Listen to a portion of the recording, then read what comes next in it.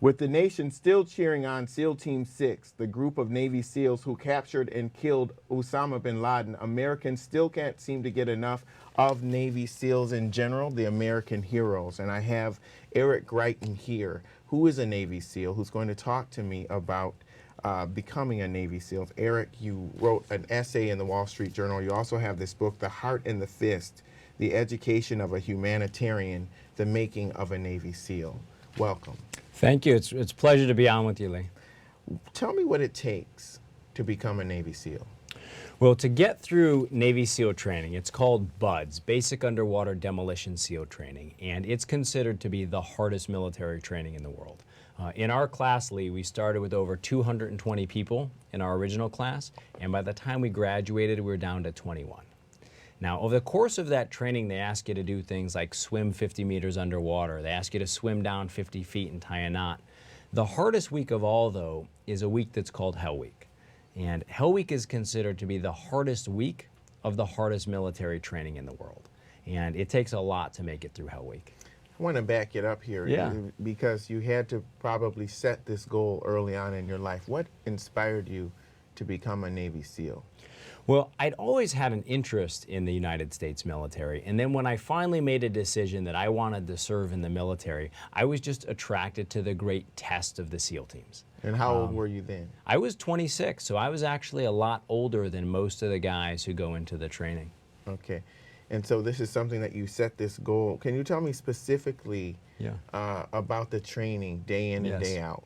So day in and day out, the basic SEAL training, this is just the basic training, is that 6-month course of daily rigorous pushing of people to their mental, physical, and emotional limits. And what specifically do they do to test the mental and emotional aspect as opposed to the physical? Yeah, it's such a good question because what makes SEALs special isn't just their physical strength or their tactical training, it's the mental strength, it's the moral strength, it's the emotional strength. And so in order to test that, one of the things that they do is that they put people in pain. Right? And we have exercises that we do with giant logs on the beach. It's called log PT, log physical training. They often keep you in the water off the coast of San Diego, which is often in the low to mid 50s, until your body reaches something very much approximating hypothermia. And what happens is, in those moments, somebody has to go into their own mind. And if you start thinking just about yourself, if you start thinking just about your own pain, only about your own fear, then you'll collapse and quit. But if at that moment, when you're facing great pain and great challenge, you're able to think about the person to your left who needs you and the person to your right who needs you, then you find the strength to go on and to serve others. And that's what helps to build this great team. And not everybody makes it. You talk in your essay about people that quit. Not everybody makes it. In fact, the majority of people actually quit as they go through the training. In our class, it was about 10% of the people who were in the original class actually graduated with their same class. And the overall graduation rate is normally around 20%. And you were deployed. You were deployed from 2001 to 2007. Where were you?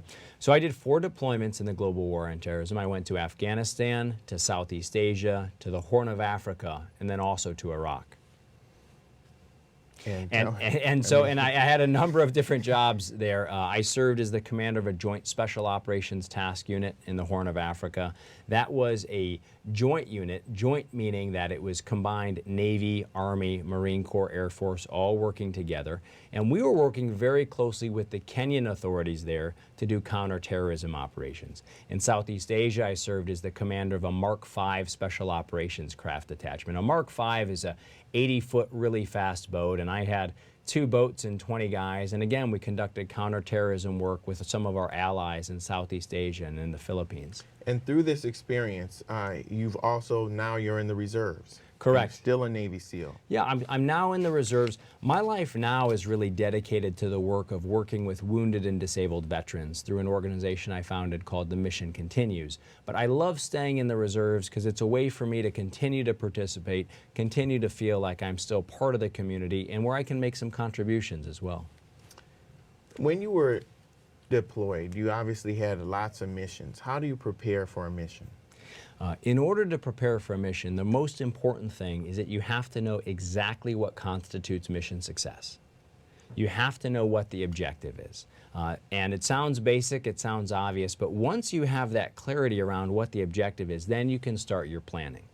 Once you start your planning, there are three real principles that you're using to plan an operation: surprise, speed, and violence of action. The idea is that you want to surprise your enemy, and then you want to hit them fast and hit them hard. And if you're able to do all of those things, there's a very good chance that you'll achieve your objective. And is it true that through some of these missions, specifically the Osama bin Laden mission, there were photos of him that people were actually used in the training?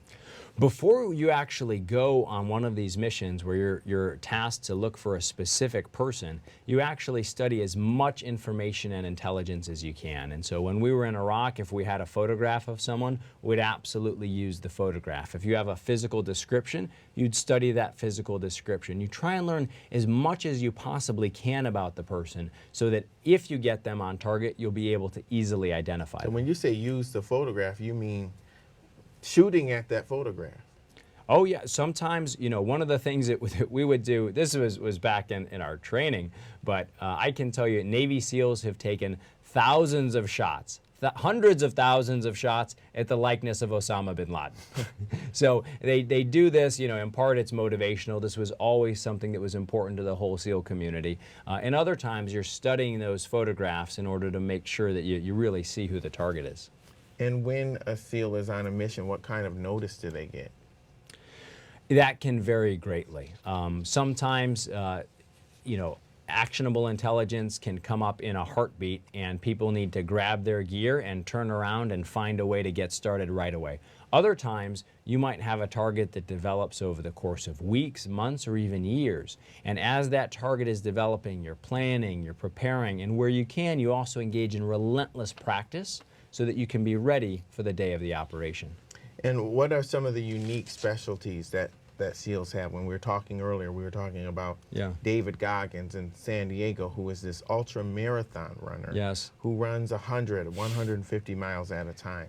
Does everybody have some kind of specialty? There are some incredible people in the SEAL team, some of the best people who I know.